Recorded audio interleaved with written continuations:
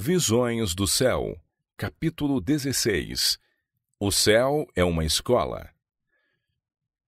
Aprendizado e crescimento. O céu é uma escola, o campo de seus estudos, o universo, seu professor, o ser infinito. Uma ramificação dessa escola foi estabelecida no Éden e, cumprindo o plano da redenção, será reassumida a educação na escola edênica. As coisas que o olho não viu e o ouvido não ouviu e não subiram ao coração do homem são as que Deus preparou para os que o amam. 1 Coríntios 2, 9. Unicamente pela sua palavra se pode obter conhecimento dessas coisas, e mesmo ela oferece apenas uma revelação parcial. O profeta de Pátimos assim descreve a localização da escola do futuro. Vi um novo céu e uma nova terra, porque já o primeiro céu e a primeira terra passaram. E eu, João, vi a santa cidade, a nova Jerusalém, que de Deus descia do céu, adereçada como uma esposa ataviada para o seu marido. Apocalipse 21, verso 1 e 2. A cidade não precisa nem do sol nem da lua para lhe darem claridade, pois a glória de Deus a iluminou e o Cordeiro é a sua lâmpada. Apocalipse 21, verso 23. Entre a escola estabelecida no Éden no princípio e aquela do futuro situa-se todo o lapso da história deste mundo.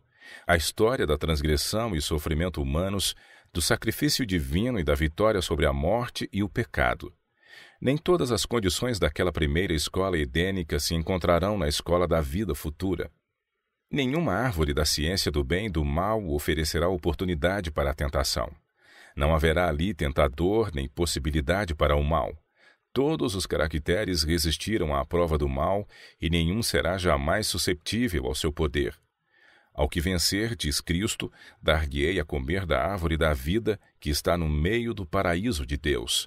Apocalipse 2, 7. A concessão da árvore da vida no Éden era condicional e finalmente foi retirada. Mas os dons da vida futura serão absolutos e eternos. O profeta contempla o rio puro da água da vida, claro como cristal que procedia do trono de Deus e do Cordeiro. De uma e da outra banda do rio estava a árvore da vida. Apocalipse 22, versos 1 e 2. E não haverá mais morte, nem pranto, nem clamor, nem dor, porque já as primeiras coisas são passadas. Apocalipse 21, 4. Todos os do teu povo serão justos, para sempre herdarão a terra. Serão renovos por mim plantados, obra das minhas mãos, para que eu seja glorificado. Isaías 60, 21. Restabelecidos à sua presença de novo, os homens serão, como no princípio, ensinados por Deus. O meu povo saberá o meu nome naquele dia, porque eu mesmo sou o que digo. Eis-me aqui. Isaías 52, verso 6. Eis aqui o tabernáculo de Deus com os homens, pois com eles habitará, e eles serão o seu povo, e o mesmo Deus estará com eles e será o seu Deus. Apocalipse 21, 3. Estes são os que vieram de grande tribulação, lavaram as suas vestes e as branquearam no sangue do Cordeiro. Por isso estão diante do trono de Deus e o servem de dia e de noite no seu templo. Nunca mais terão fome, nunca mais terão sede, nem sol nem calma alguma cairá sobre eles, porque o Cordeiro que está no meio do trono os apacentará e lhes servirá de guia para as fontes das águas da vida. Apocalipse 7, 14 a 17. Agora vemos por espelho em enigma, mas então veremos face a face. Agora conheço em parte, mas então conhecerei como também sou conhecido. 1 Coríntios 13, 12. Verão o seu rosto e na sua testa estará o seu nome. Apocalipse 22, 4. Ali, quando for removido o véu que obscurece a nossa visão, e nossos olhos contemplarem aquele mundo de beleza, de que ora apanhamos lampejos pelo microscópio, quando olharmos as glórias dos céus, hoje esquadrinhadas de longe pelo telescópio, quando removida a mácula do pecado, a terra toda aparecer na beleza do Senhor nosso Deus, que campo se abrirá ao nosso estudo? Ali o estudante da ciência poderá ler os relatórios da criação sem divisar coisa alguma que recorde a lei do mal. Poderá escutar a melodia das vozes da natureza e não perceberá nenhuma nota de lamento ou tristezas. Poderá enxergar em todas as coisas criadas uma escrita, contemplará no vasto universo escrito em grandes letras o nome de Deus, e nem na terra, nem no mar ou no céu permanecerá um indício que seja do mal. Ali se viverá a vida edênica, entre o jardim e o campo. Edificarão casas e as habitarão. Plantarão vinhas e comerão o seu fruto. Não edificarão para que outros habitem, não plantarão para que outros comam. Porque os dias do meu povo serão como os dias da árvore, e os meus eleitos gozarão das obras das suas mãos. Isaías 65, 21 e 22. Não haverá coisas que farão mal nem dano algum em todo o meu santo monte, diz o Senhor. Isaías 65, 25. Ali o homem será restaurado à sua perdida realeza, e a ordem inferior de seres de novo reconhecerá o seu domínio, os animais ferozes tornar-se-ão mansos e os ariscos confiantes. Ali se revelará ao estudante uma história de infinita amplitude e riqueza inexprimível. Tomando por base a palavra de Deus, o estudante obterá uma visão do vasto campo da história e poderá alcançar algum conhecimento dos princípios que influem na marcha dos acontecimentos humanos. Mas a sua visão ainda estará nublada, e incompletos os seus conhecimentos. Não verá todas as coisas de uma maneira clara, antes que chegue à luz da eternidade. Então se revelará diante dele o decurso do grande conflito que teve sua origem antes que começasse o tempo, e terminará apenas quando este cessar. A história do início do pecado, da fatal falsidade em sua ação sinuosa, da verdade que, não se desviando das suas próprias linhas retas, se defrontou com o erro e o venceu. Sim, tudo isso será manifesto. O véu que se interpõe entre o mundo visível e o invisível será removido e reveladas coisas maravilhosas. Não compreenderemos o que devemos aos cuidados e interposição dos anjos antes que se vejam as providências de Deus à luz da eternidade. Seres celestiais têm tomado parte ativa nos negócios dos homens. Eles têm aparecido em vestes que resplandeciam como relâmpago, têm vindo como homens no aspecto de viajantes, têm aceitado hospitalidade nos lares humanos, agido como guias de viajantes nas trevas da noite, têm impedido aos intentos do espoliador e desviado os golpes do destruidor. Embora os governadores deste mundo não o saibam, em seus conselhos têm os anjos muitas vezes sido oradores. Olhos humanos os têm visto, ouvidos humanos têm ouvido seus apelos. Nos conselhos e cortes de justiça, mensageiros celestiais têm pleiteado a causa dos perseguidos e oprimidos. Têm eles combatido propósitos e detido males que teriam acarretado ruína e sofrimento aos filhos de Deus. Tudo isso se desdobrará ao estudante na escola celestial. Todo remido compreenderá a atuação dos anjos em sua própria vida. Que maravilha será entreter conversa com um anjo que foi o seu guardador desde os seus primeiros momentos, que lhe vigiou os passos e cobriu a cabeça no dia de perigo, que o protegeu no vale da sombra da morte, que assinalou o seu lugar de repouso, que foi o primeiro a saudá-lo na manhã da ressurreição, e dele aprender a história da interposição divina na vida individual e da cooperação celestial em toda a obra em favor da humanidade. Todas as perplexidades da vida serão então explicadas. Onde para nós apareciam apenas confusão e decepção, propósitos frustrados e planos subvertidos, ver-se-á um propósito grandioso, predominante, vitorioso, uma harmonia divina. Ali todos os que trabalharam com um espírito desinteressado contemplarão os frutos de seus esforços. Ver-se-á o resultado de todo princípio correto e nobre ação. Alguma coisa disso aqui vemos, mas quão pouco dos resultados dos mais nobres trabalhos deste mundo é o que se manifesta nesta vida aos que os fazem. Quantos labutam abnegadamente e incansavelmente por aqueles que ficam além do seu alcance e conhecimento. Pais e professores tombam em seu último sono, parecendo o trabalho de sua vida ter sido feito em vão. Não sabem que sua fidelidade descerrou fontes de bênçãos que jamais poderão deixar de fluir. Apenas pela fé veem as crianças que educaram tornarem-se uma bênção e inspiração a seus semelhantes, e essa influência repetir-se 1000 vezes mais. Muito obreiro há que envia para o mundo mensagens de alento, esperança e ânimo, palavras que levam bênçãos aos corações em todos os países. Mas quanto aos resultados, nada sabe, afadigando-se ele em solidão e obscuridade. Assim se concedem dons, aliviam-se cargas, faz-se trabalho. Os homens lançam a semente, da qual, sobre as suas sepulturas, outros recolhem a abençoada colheita. Plantam árvores para que outros comam o fruto. Aqui estão contentes por saberem que puseram em atividade forças para promover o bem. No futuro serão vistas a ação e reação de todas estas forças. De todo o dom que Deus outorgou, encaminhando o homem para o esforço abnegado, conserva-se no céu um relatório.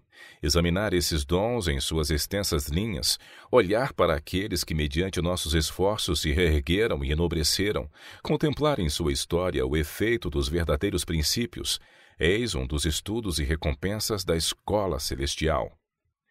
Ali conheceremos como também somos conhecidos. Ali o amor e a simpatia que Deus plantou na pessoa encontrarão um mais verdadeiro e suave exercício.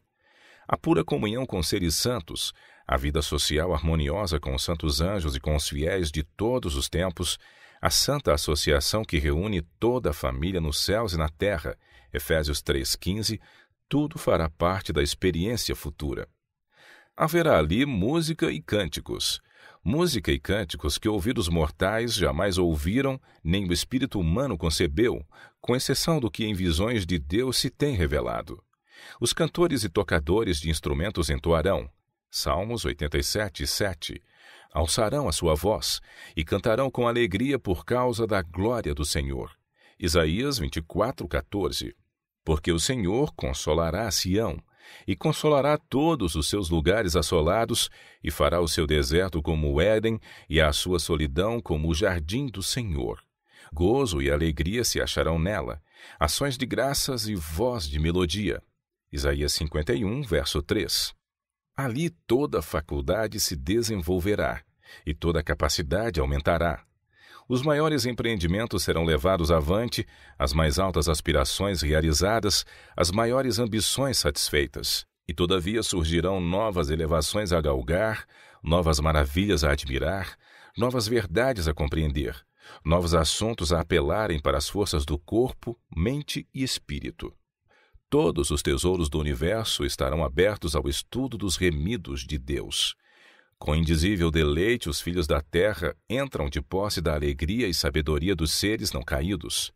Participam dos tesouros do saber e entendimento adquiridos durante séculos e séculos na contemplação da obra de Deus.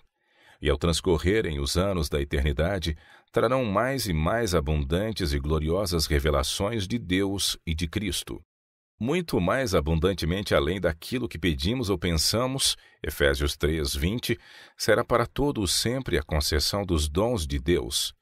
Os seus servos o servirão, Apocalipse 22:3. A vida na terra é o princípio da vida no céu. A educação na terra é a iniciação dos princípios do céu, e o trabalho aqui é o preparo para o trabalho lá.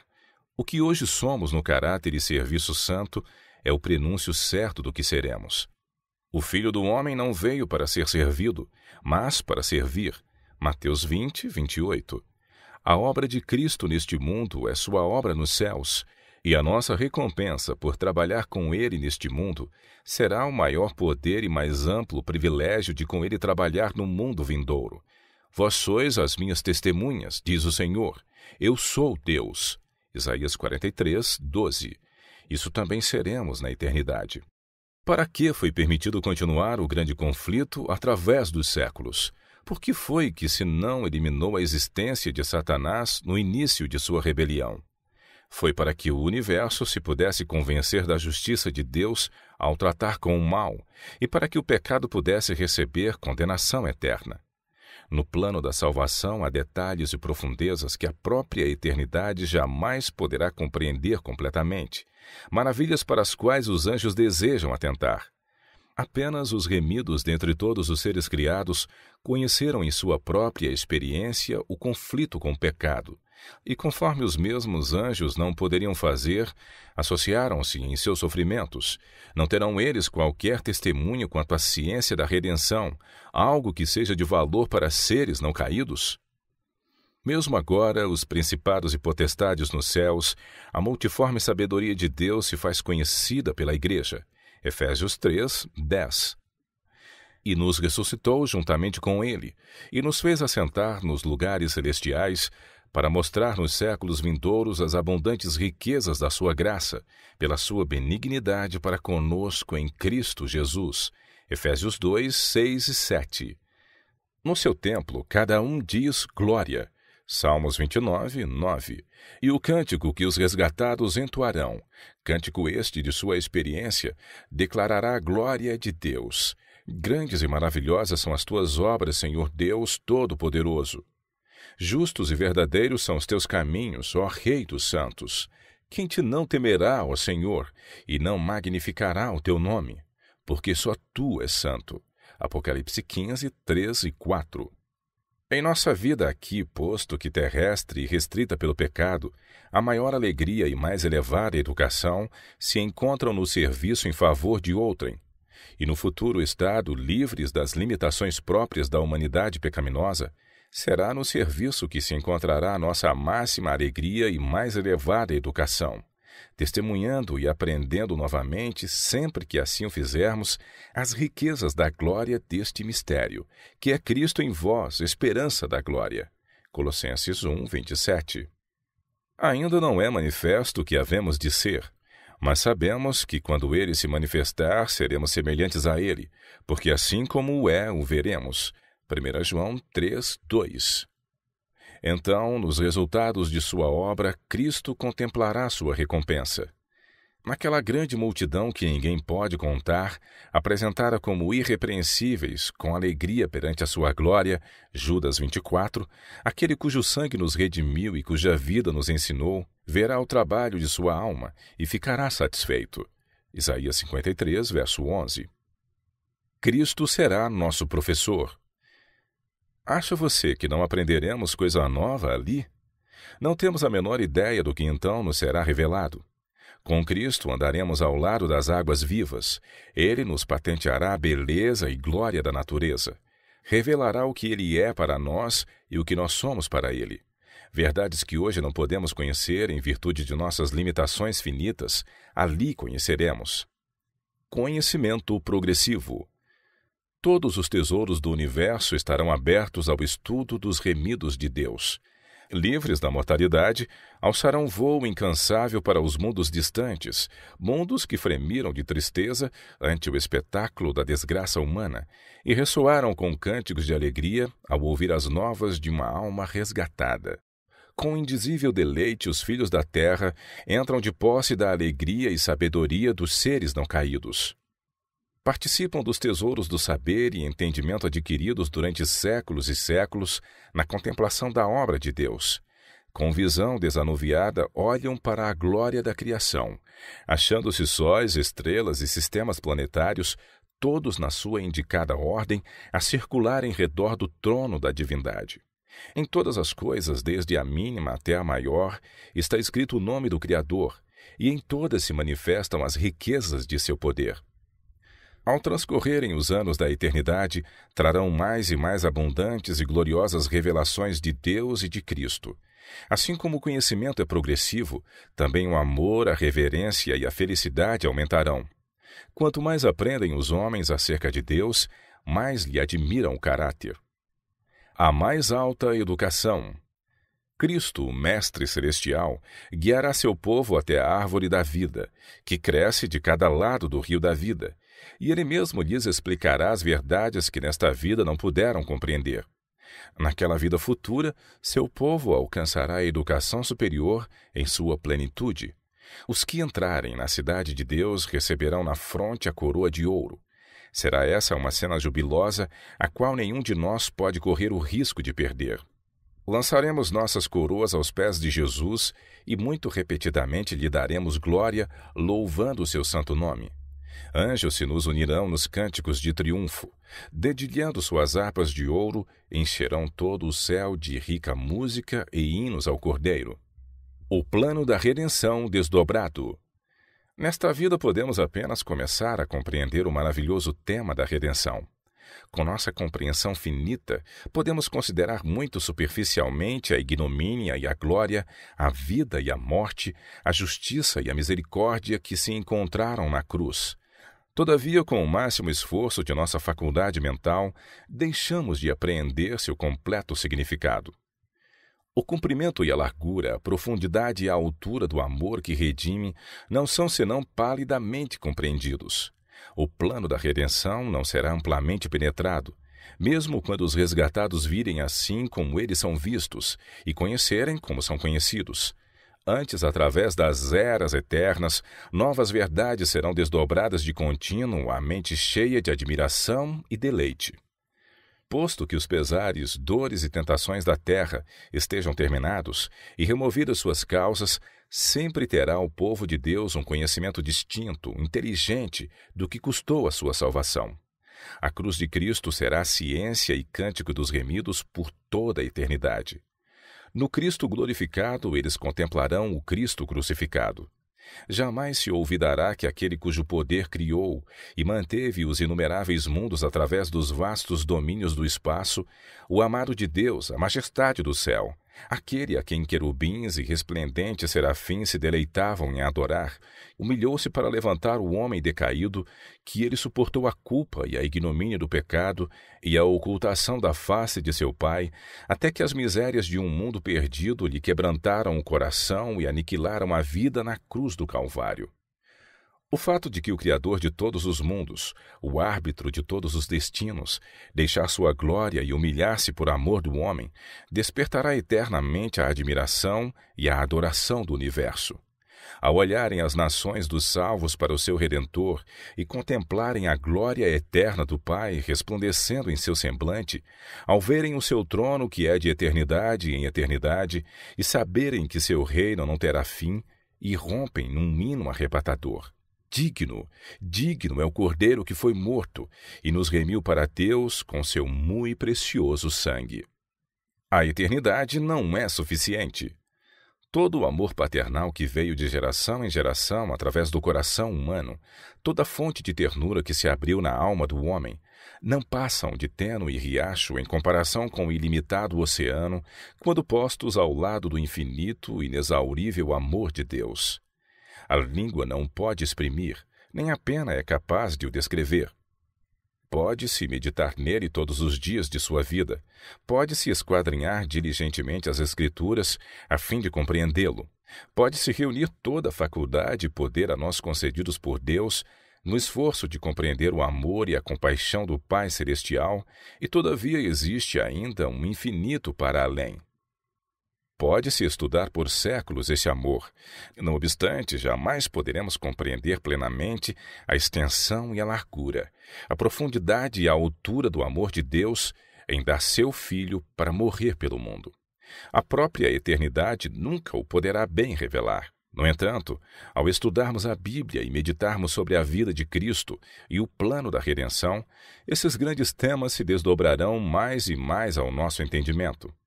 E a nós pertencerá a bênção que Paulo desejava à igreja de Éfeso ao orar que o Deus do nosso Senhor Jesus Cristo, o Pai da Glória, vos dê em seu conhecimento o espírito de sabedoria e de revelação, tendo iluminados os olhos do vosso entendimento, para que saibais qual seja a esperança da sua vocação e quais as riquezas da glória da sua herança nos santos e qual a sobre-excelente grandeza do seu poder sobre nós, os que cremos. Efésios 1, de 17 a 19.